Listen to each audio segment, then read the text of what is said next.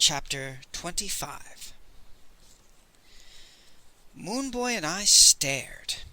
I suppose that the pupils of our eyes were swimming around the whites like drunken dolphins when a red wig lifted and a feather duster mop of black hair appeared. The cowl fell back and Prince Liu Pao winked at us. In his hands was a piece of stone, round and concave, like a bowl. "Yang," he said. "Yang," he said in a deep masculine voice. He moved his lips to the other side of the stone. "Yin," he said in the sweet feminine voice of the girl. "Needless to say, the sound from the center is quite extraordinary," he said cheerfully in his own voice. "I didn't dare use it underground because of the vibration, which shows how ill-equipped I was to take on the great Master Li. You didn't hesitate to bring the whole works down, and you very nearly squashed me like a bug." The prince bowed deeply. Master Li grunted and emptied the contents of his purse upon the grass. The lining was waterproof, and he filled it with wine and sealed it. He still had plenty of spring in his right arm, and the purse sailed across the gorge to the prince. They toasted each other politely, and drank thirstily. "As a matter of minor curiosity, how old were you when you first discovered the entrance in the gorge?" Master Li asked. 12, the prince replied. "I was 13 when I learned how to open the doors and enter the burial chamber, and your reconstruction of the tragic affair with the gardeners was so accurate it chilled my blood." He heaved a melancholy sigh. "I hated to kill them.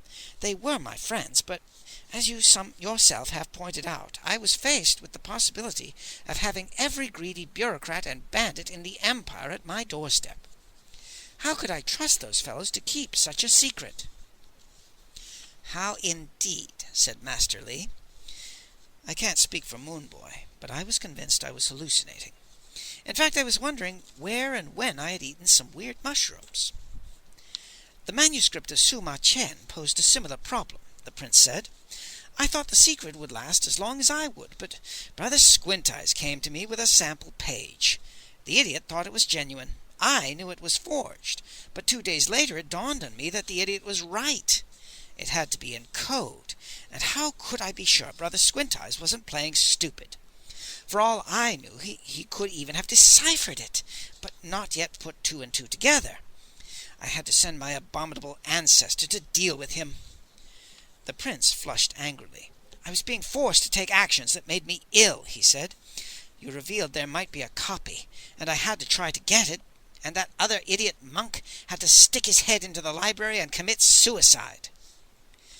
The two of them sipped wine and moodily watched butterflies dance through sunlight that was beginning to filter through a golden haze. The breeze carried a faint smell of rain, and black clouds were gathering in the distance. Far below us, the Valley of Shadows was wrapped in deep purple shadows.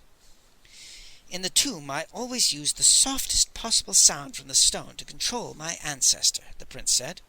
"When I sent him and his merry companions to the monastery, he wanted to linger and strangle a few more people. I had to make a loud sound to bring him back, and it was exactly like the emperor and the tangerines. The incredible chi of the stone overpowered weaker ones in its path, and when I pulled my ancestor back, I also pulled the life force from parts of Prince's path. I was absolutely appalled. In fact, I felt like a character in a fairy tale who waves a magic wand to cure his wife's one blemish, and does so, except now she's a flawless yak. What had been so simple was becoming terrifyingly complex, and the immediate result was that the abbot was so frightened he rushed off to Peking to seek the legendary Li Kao. Even then I was idiotic enough to think you would weary of reaching dead ends and give up." Master Li spat disgustedly. "The legendary Li Kao had better buy a bucket of worms and start practicing his goo-goo-goos," he said sourly. "It was the sheer simplicity of it that baffled me. If I hadn't been enchanted by complexity, I might have realized what was going on the moment I saw your studio." "Oh, but you were magnificent," the prince protested. "I simply couldn't believe it when you worked through one blind alley after another, knocking walls down if necessary, and you never really went off course. You were moving like doom itself, straight toward the truth, and finally I had no choice but to try to kill you." He threw his head back and laughed with all the old warmth and charm. I should have known that a man who would dare a mind trip to hell would be harder to kill than the stone monkey. He inclined his head in my direction. You too, Ox. You were a dead man the moment I led you to my unspeakable ancestor, and instead you will most certainly earn a place in the annals of Pu Sung Ling, the recorder of things strange. Speaking of the Laughing Prince, how did he acquire his happy companions? Master Li asked. My fault entirely, the prince grimaced and feigned himself a slap on the cheek. I may have been slightly precocious when I found my ancestor, but I was still a boy. One day I forgot to lock him back inside the burial chamber, and to make matters worse, I went off on a long trip. When I returned, I discovered he had taken the opportunity to creep through the moonlight, strangling wayfarers, and now he had companions to share his merriment. Ox, I'm deeply indebted to you for finishing him off. I was going to have to do so, but I wasn't at all sure of how to go about it. I decided that Prince Lo Pao had been the most eerily precocious boy in history. 13 years old, killing 2 gardener friends when they opened a coffin for him and found a priceless suit of jade, carefully removing jade plates to gaze at a mummy, and gazing instead at the half-decomposed face of a monster that still breathed, learning to control the creature with sounds from a stone. 13, going on 90, with the heart of a hangman. The hangman's eyes softened as they slowly moved to Grief of Dawn. He spread his hands helplessly. I would like you to know that I really did love her, the prince said quietly. I was pinned into a corner, and I had to make a difficult decision. It was a decision you made long ago, when you first decided to sell your soul for gifts from a stone, Master Li said matter-of-factly. Grief of Dawn made exactly the opposite decision. Incidentally, Moonboy, could you bring the soul sound from this one piece? He picked up the piece of stone he had taken from the Laughing Prince and tossed it to Moonboy, who shook his head and said, No, not from a flat piece. I'd need 2 of them. From the tone of Moonboy's voice, I assumed he had decided that this was all a bad dream. Master Li nodded. He got to his feet and walked over to the body of Grief of Dawn and pulled out his knife.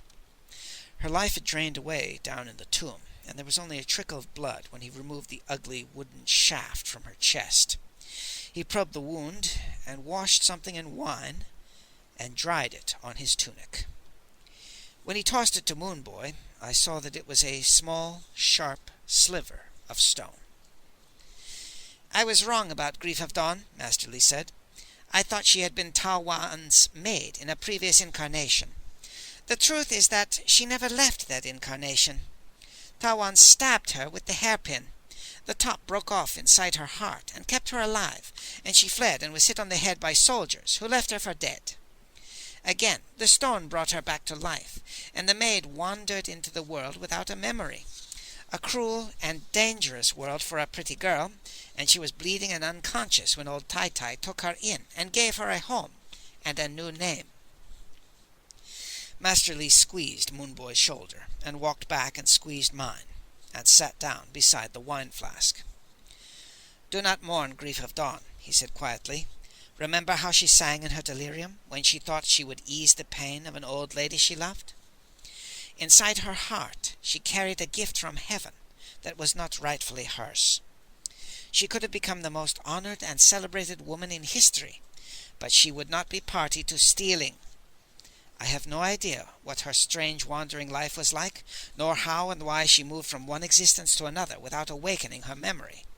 But I do know that for 7.5 centuries she refused to steal from heaven, and she is being greeted with the highest honors in hell, where her credit account could buy half the kingdom.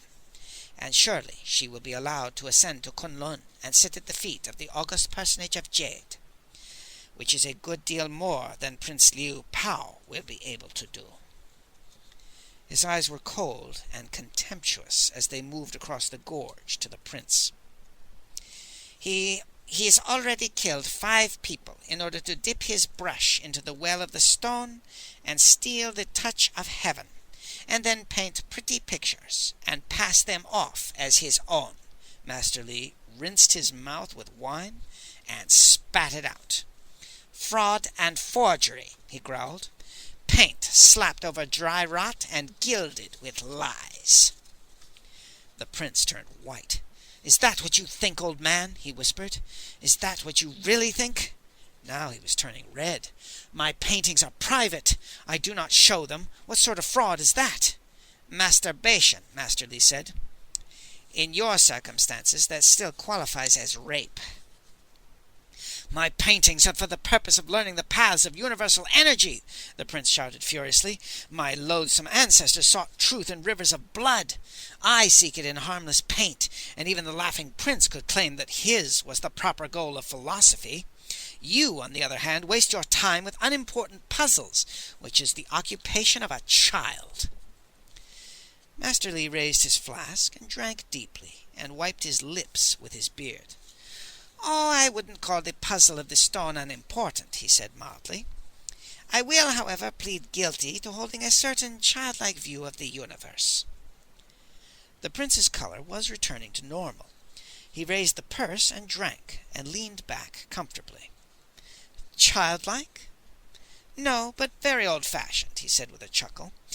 "In fact, everything you do is old-fashioned. Who in this day and age would charge all over China, even to the pits of hell, trusting to the immediacy of experience rather than the trained objectivity of an army of investigators? You appear to take seriously the anthropomorphic folk concepts of gods and goddesses, and your concern for the stone appears to spring from a literal acceptance of fairy tales, from the spurious annals of heaven and earth. Li Kao, you are a very great man, but, and I say this with the greatest respect, an antique memorial to long-dead concepts and practices and values." The prince was laughing as he lifted his stone. I realized that it was attached to a cord around his neck, and the silver cup for his painting brush that had encased and concealed it was slipped down. Master Li leaned over and whispered to me, and I surreptitiously whispered to Moon Boy. "He says you're prepared to bring the soul sound from the stone. He'll yell when he wants it." Moon Boy's eyes were glazed, and he tried to focus them. His fingers trembled as he lifted the two pieces in his cupped hands. "Still, there are certain pleasures denied to an antique with a slight flaw in his character," the prince said, "such as being able to hear the simple sound of total innocence. To be fair, half the villagers and monks couldn't hear the stone either. I would think, however, that at this distance, and with the acoustic effects of the cliffs behind us—" "Now!" Master Li yelled. Moon Boy's lips moved to his cupped hands. His throat vibrated rapidly, and my heart leaped as indescribable beauty and yearning and hope and sadness bounced back and forth between the cliffs. Kong Shang Chui. Master Li reeled, but his reaction was as nothing compared to the stone of Prince Liu Pao. It tore loose from the prince's hands and literally flew toward Moon Boy, and the cord jerked tight around the prince's neck and pulled him forward. I am so stupid that it wasn't until then that I realized what the prince had been planning to do to us.